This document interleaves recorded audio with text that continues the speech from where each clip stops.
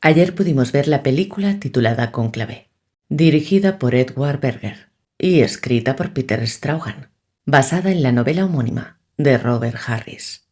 Hay que reconocer que está muy bien hecha. Los actores, el atrecho y la fotografía son fantásticos. Y quizás eso sea lo más peligroso, tanto para el espectador como para la Iglesia Católica, porque el resultado es un tapiz hilado con oro, que entretiene, que engancha y lleva hasta el final al espectador, normalmente ateo e ignorante de estos temas, o bien católico deseoso de agradar al mundo, como perteneciente a una iglesia inclusiva, moderna, y que solo habla de misericordia, mientras se tapa los oídos cuando oye sobre la justicia.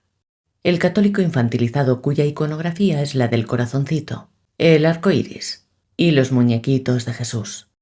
Esta película es pura agenda bergogliana, o debería decir berglobaliana, y la más peligrosa que se haya hecho en años. Es una obra de arte firmada por el principal enemigo de la Iglesia, y un arma perfecta para tocar los corazones de los buenistas.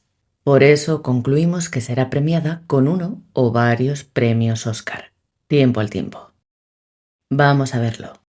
Tras la inesperada muerte del sumo pontífice, el cardenal Lawrence es designado como responsable para liderar uno de los rituales más secretos y antiguos del mundo, la elección de un nuevo papa.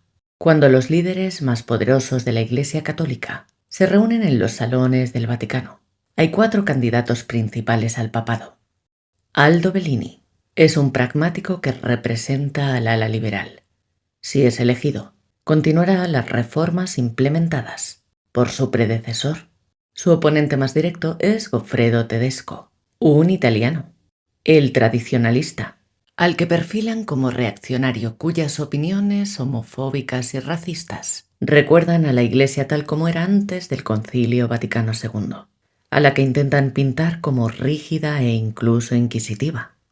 Entre ellos se encuentran Joseph Trimley, un conservador convencional sin escrúpulos, que trae al cónclave a una monja que en su juventud había tenido en secreto un hijo con otro de los aspirantes al papado, el nigeriano Joshua Adeyemi, cuyo color de piel lo convertiría en un pionero, pero cuyas creencias son conservadoras. Ambos quedarán descartados tras descubrirse las triquiñuelas de uno y los errores de juventud del otro. A los anteriores hay que añadir 2 candidatos más, un oscuro cardenal de Kabul, Vincent Benítez, y al propio Lawrence, que atrae a los liberales que no están enamorados de Bellini. Inicialmente, ninguno de los candidatos tiene ni de lejos el mismo número de votos, pero, a medida que avanza el cónclave, se producen cambios graduales. Al final, tras un giro estúpido de los acontecimientos, el papado recae sobre el cardenal de Kabul, al que durante todo el film se procura rodear de un halo de santidad. Pero, ¿a que no adivinan qué ocurre con este cardenal, venido de Afganistán? Pues nada más y nada menos. Es hermafrodita. Sí, ya lo han oído. Un papa andrógino. Y por supuesto aquí no estamos criticando, ni mucho menos condenando, a las personas que viven en esa condición física, sino que somos capaces de ver la intencionada provocación y el intento por manipular al espectador y llevarlo hacia esa nueva religión mundial en la que la ideología de género tiene un papel clave, en este caso conclave o cónclave.